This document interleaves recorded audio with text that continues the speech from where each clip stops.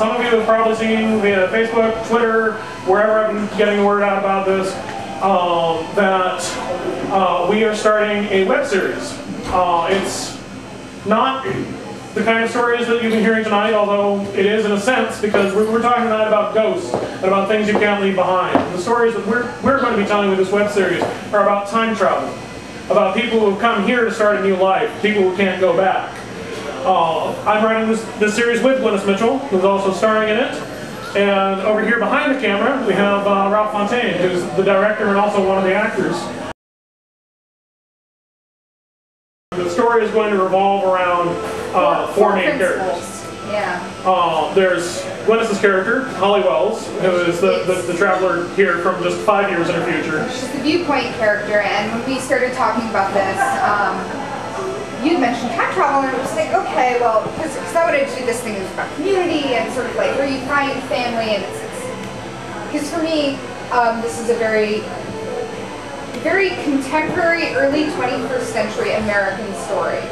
I think all of us in kind of our 30s and 40s are like, you know, we grew up one place and we went to school another place, and we've just moved all around, and maybe we're not where our families came from, or we're not where those people we went to college came from. You know, we're all transplants, especially in this area.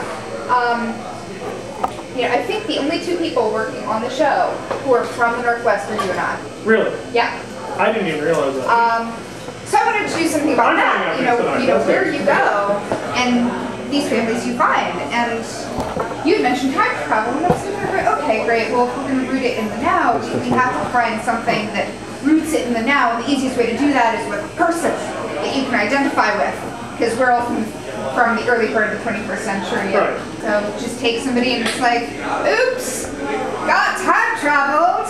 What? So yeah, this character just ends up accidentally traveling back past by 5 years. The community that she finds herself drawn into is not really a tight-knit organization with rules and guidelines. They're here to help people acclimatize, which I'm not even sure is a word, to the 21st century. Sure? Okay, we'll go with that. Acclimatize to the 21st century. One of our other main characters is Mason, played by Gabriel Sedgmore, who's not here this evening. Although if you've watched the teasers on watchcausality.com, he's the one who's tagging in the alley. Mason is someone who takes his job doing this very, very seriously. Mason reminds me of that Vietnam vet who lives in your neighborhood, who he used to be like green beret, he was all into it, and now he heads the neighborhood watch, and by God, nothing's going to happen in the suburbs on his watch. Whereas Ralph is going to be playing a character who has a lot more sane and calm and rational approach to this. His function in a lot of these early stories especially is to kind of mediate between Holly and Mason and everyone else. Yeah, and everyone else. Yeah. But also Holly and Mason. And then beyond that we have one main fourth character who I'm not going to tell you about. You'll find out about her. Yes. I think from what I've read so far, the strength of the story really is on the characters, because it gives the writers so far to go. Like, they start in one place, and just based on where they're beginning, you'll see that when it comes out, that they've left themselves a lot of places these people can go, and I don't know where they're going to go, even for the whole first season, let alone beyond that, if we get lucky enough to go to that point.